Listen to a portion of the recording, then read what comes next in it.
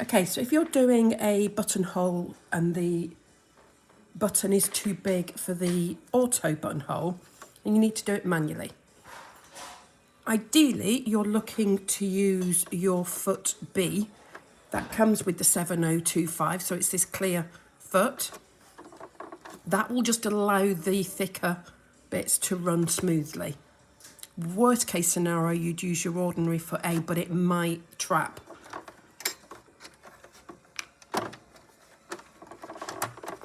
So I click that on. Now what I need to do is have my size of my and position of my button clearly marked on my fabric. And it's going to start on this front edge. So I need to place that in the window of the foot. So that lower edge, I'm going to try and bring that in so you can see it quite. But I've basically, in fact, I'll take it off the machine to show you. So I'm going to be placing this bottom line so it's in that window, just there. That's my starting point.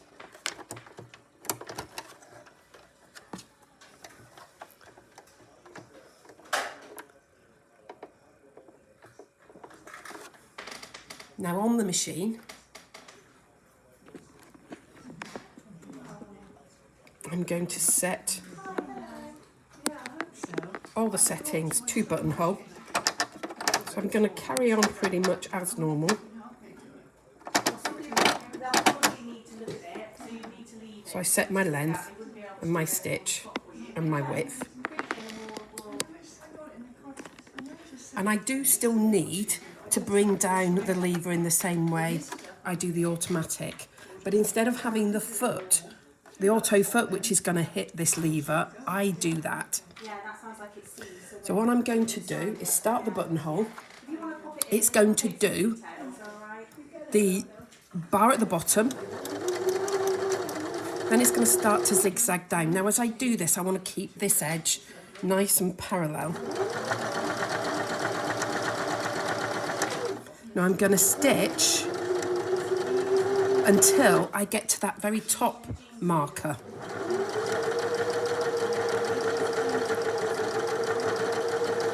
So I'm just following that line. So I'm going to bring that in a bit more. So I'm stitching just to the inside of this line.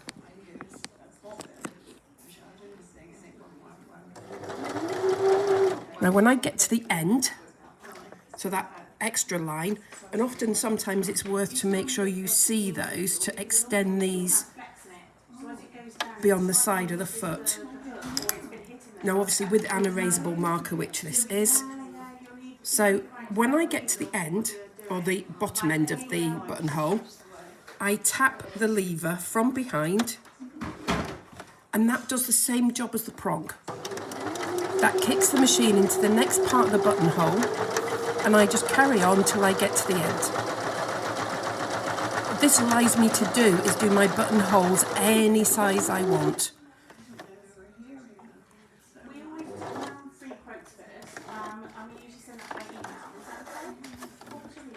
Probably the harder bit is to keep nice and parallel between the two rows,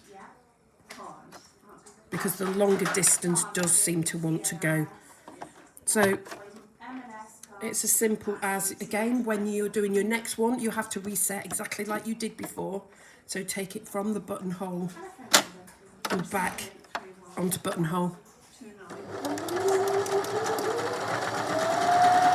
So you do one side for as long as you can. Tap the lever and then come back the other way.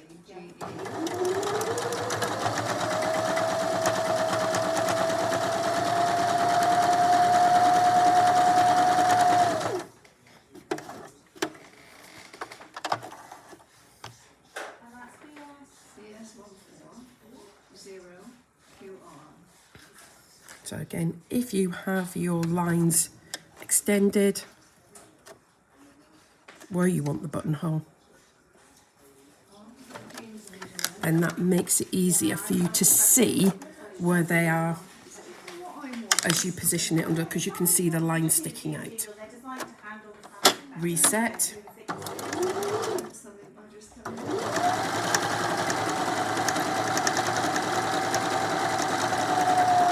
So when I get to that bottom line, I'm stopping, tapping the lever, and that will then come back.